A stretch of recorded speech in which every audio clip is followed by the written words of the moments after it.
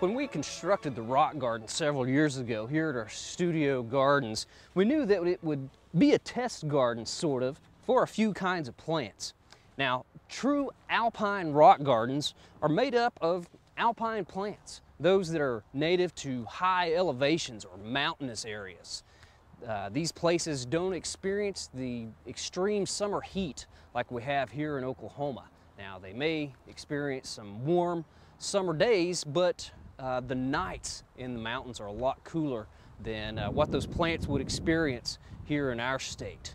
Now, for the most part, the alpine plants just don't perform that well here in Oklahoma. But luckily, there are several rock garden plants or rock garden type plants that we can grow pretty well here in our state. And that's what we have been trialing and testing here in our rock garden. Well, today I've got some plants that we got in the mail from High Country Gardens. It's a mail order company out of Santa Fe, New Mexico. And we usually get really good material from them, and their plants also do quite well for us. But you can see here I've ordered two different species of salvia that we haven't tried before.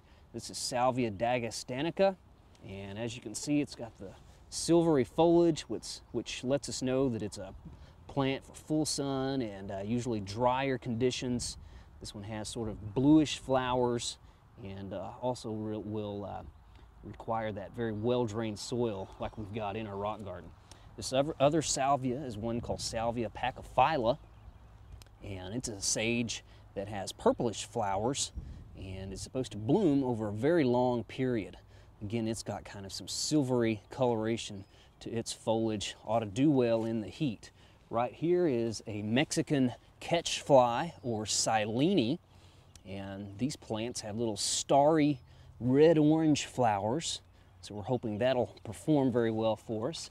And right down here we've got a little geranium relative. This is a stork's bill or erodium, and this one actually has yellow flowers, and you can see it also has a little bit of silvery texture and pubescence to its foliage. So we'll plant these plants here in our rock garden, and we'll give you an update later on, see how well they perform.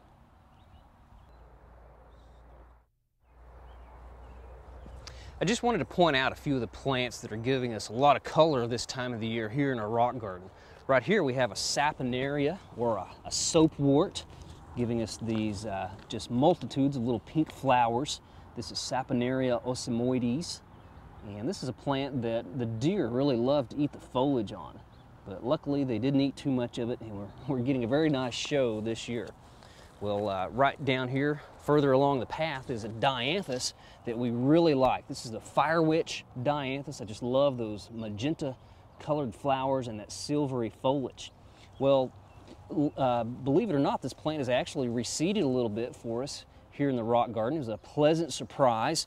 Right over here you can see one of its offspring, and you notice the difference. Here we get into some of the genetic variation or seedling variability. The offspring doesn't quite have the same coloration as the parent. Probably got a little bit of cross-pollination from one of the lighter colored flowering dianthus plants we have in the garden. A little bit further down the path of our rock garden, we have a bulb that is in bloom right now. This is a relative of the alliums. This is Nectaroscortum. Used to be in the genus Allium, but it's got these neat little pendulous flowers that have sort of a yellowish and maroon color inside. Very interesting, unique plant. We're always excited whenever those come in bloom here in our garden.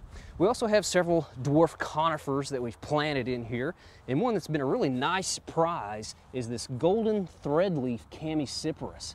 We've got it right out here in full sun. It scorches just a little bit on the tips, but it's got those roots tucked up underneath this large boulder here, and has a very nice cool place for its roots. It gives us this wonderful gold color year-round. Right up here we've got another little splash of yellow, but this time from a flowering plant. This is actually one of our little native perennials, native to the southwestern part of Oklahoma. This is the Perkisue, or Hymenopsis. Nice little daisy. This has been blooming here in our garden every year for a number of years now.